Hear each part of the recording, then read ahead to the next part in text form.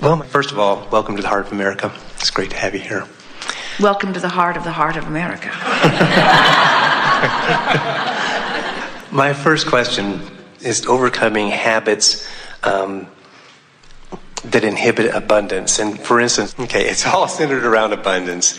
And little things that I refer to, I was brought up always to shut the lights out when you leave a room, for economic reasons and for energy reasons and all this. So I grew up with that. And that's not a problem when you're living by yourself, but when you're living with other people, that's not always how they see it. And it really wouldn't be a problem if that didn't bother me.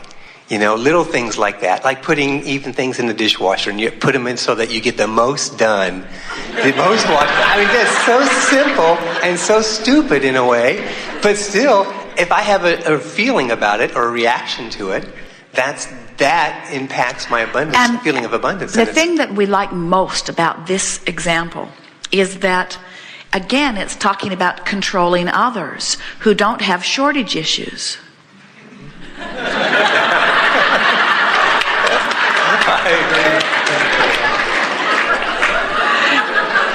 And you might say, well, they're not paying the electric bill either. But what we want you to realize is that it is just the simple thing of you soothing you. Now, you see, because all your life, especially all of your controlling of the electricity usage life, all of that life, you have shown yourself over and over and over again that you are fighting an uphill battle that can't be won. Because you can't get them to think like you do, you can't get them to focus on that like you do, and you can't get them to agree with you. In other words, it's sort of like the war in the Middle East, really, when you think about it. It's the same basis, isn't it? That I see it one way and somebody else sees it another way, and I can't get inside their head and they can't get inside my head. And what you're saying right now so far is, and I need to control them. I need to convince them so that they will control themselves so that I can feel better. And we say, this is the perfect example of what we are talking about, no matter what the subject is. And you say, it's so simple, why can't I get over it? And we say, because you haven't tried. You haven't gotten over it because you still believe you're right. You believe you're right. You believe that we shouldn't be wasting it. There's no need to. You want to be ecologically wise. And we're not saying that there is anything about your reasoning that isn't valid. We just want you to understand that when you'd rather be right than feel good, you're often choosing upstream rather than downstream. And when you choose upstream, it never works for you, you see. Every time something like that happens, you wish for greater economy, you desire more concern about the environment, you desire a lower electric bill, whatever it is, you launch it. And Source says yes, yes, yes, yes, yes to all of the things that you're asking for. So over the years, the more you've asked for that, the faster this current is moving on that subject. So when you see someone doing something in opposition to what you want and you turn upstream, you create a tug of war that seems irrational. The people who are watching you having this meltdown over something, and we're exaggerating too, over something that doesn't, a little bit, over something that over something that doesn't seem all that important, but they don't understand that it matters to you because you've really got your stream flowing hard about it, but you're asking them to make the change so that you can go with the flow. And that is the deadly trap. To ask somebody else to do something that causes you to go with the flow, that is the fatal error, because they've got their own agenda going and they're not going to do it. So you've got to figure out how to go with the flow. So let's say you walk into the house and nobody's there and every light in the house is on. And you have that knee-jerk reaction because you've been asking for years. It's in your vibrational escrow. Source is over there living it and calling you toward it. And you are in opposition. Clearly, and you can feel the anger welling up inside of you. And now you remember Abraham standing here pointing upstream, and you say, okay, it's my job to diffuse this in some way, to just stop paddling upstream. So what might you say that would make you feel less upstream? What could you say? In other words, that's your only goal. Your goal isn't to train them. Your goal isn't to save the electricity. Your goal is to stop ripping yourself apart on something that even you say doesn't matter. Your goal is to get pointed in the direction of what you've been asking for, which is an efficient household, an economy that pleases you, and a lower electric bill, and greater abundance, and a better balance between money in and money out. In other words, all of those things are very worthy things to want. In fact, so much so that sources over there living them on your behalf, calling you toward them. You're just not letting yourself go because you're letting the condition cause your vibration to be otherwise. So what might you do to cause you to go with that flow? Well, one thing is that it's really nice to have electricity, to have it coming into our home so we can light our house and be able to do things at night. That's true, but we don't think that would soothe you very much because that's not the issue. In other words, the issue isn't whether we have electricity or not. The issue is paying for it. Or the issue is frugality or wisdom. So what might you say that would ease that shortage issue? Shortage of money, shortage of electricity. What might you say that would soften that? There's the rub, I guess. Well, you could say something like, if I were to calculate the amount of money that is rolling through my electric meter right now in a space of time of 12 hours, it would be less than what I decide on a menu choice at a restaurant, this or that. And I make those choices easily all day, every day. So this money is not really a problem. Now that would diffuse a little bit. Now you could turn and go upstream again as you say, yeah, but all day, every day, day after day after day after day after day, now you've turned back upstream. But your point is to not be right, because you see what happens, we think, is in your determination to make your case, you gather the statistics in order to try to control conditions. We're about to say something that we have never said before, and it is so powerful. In your making your case in order to control conditions, you always go upstream. Isn't that interesting? In your justifying of why you're right, in your defending and rationalizing and justifying, even though you're right, you always turn upstream. So you're working against your own current, you see. So you might say something such as, Abraham says that if this time-space reality has the wherewithal to inspire something within us, that it has the wherewithal to provide it.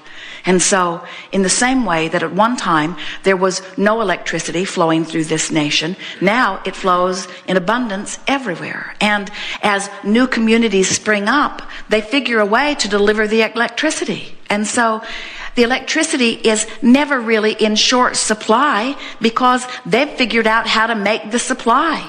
And so there's no shortage of electricity, and I don't want there to be a shortage of my ability to pay for it. And when I think about it, there really is nothing to worry about in that regard. And as you just soften, now, in that moment at least, you've turned, and you are not bucking your own current as much right now as you just were. Now, let's say that you come home every day and your beautiful family gives you the opportunity to do that day after day after day after day after day after day. In other words, every day you come home, the lights are on. Every day the lights are on, you let go of it, you let go of it, you let go of it, you let go of it, you let go of it, you let go of it. So you've been asking for some things for years relative to this.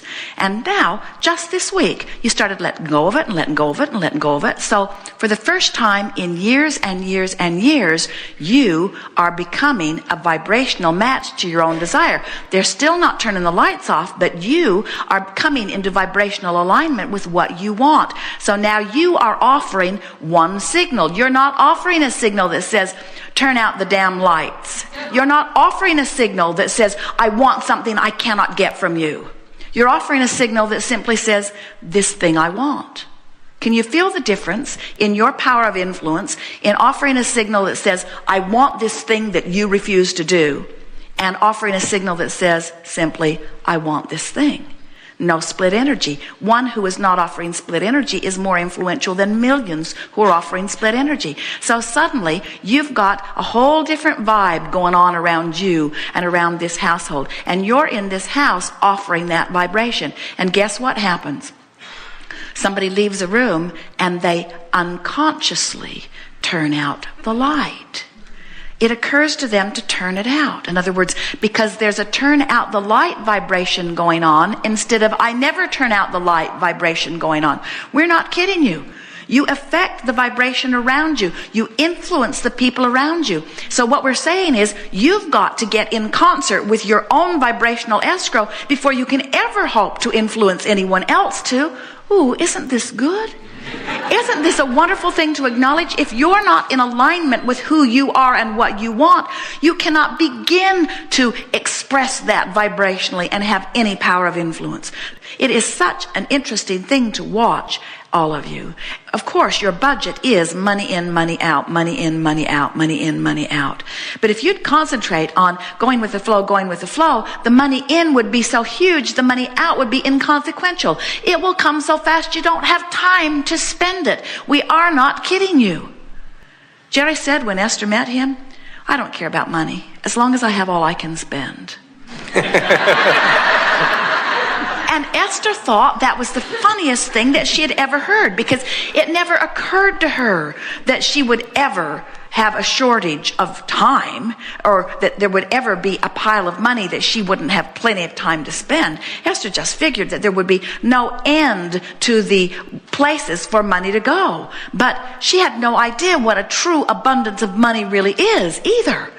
In other words, when money starts flowing, it comes from all directions. It comes in such abundance that you wonder where it always has been. When you start going with the flow, not only does money flow, but clarity and vitality and wellness and ideas, and more ideas about where to go in your flow.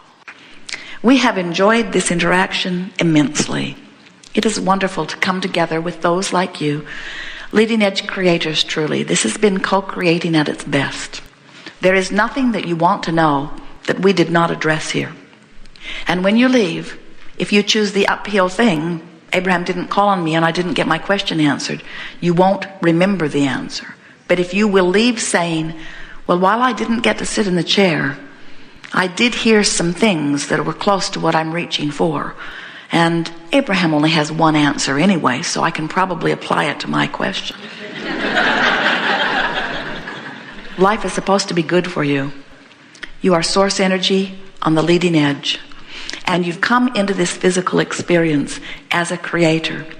And you did not expect the variety to be so limited that you could not discover endless things. You knew that there would be tremendous variety in what surrounds you. And so the more variety there is, the more opportunity you have to give birth to powerful desires. And we want you to know that you have amassed a veritable fortune, abundance on all levels of clarity and wealth beyond reason. In other words, there is so much that is there for you. And in the moment that you turn in the direction of it, you will begin to see it flowing into your experience to the degree that you are willing and able to allow it in any point in time.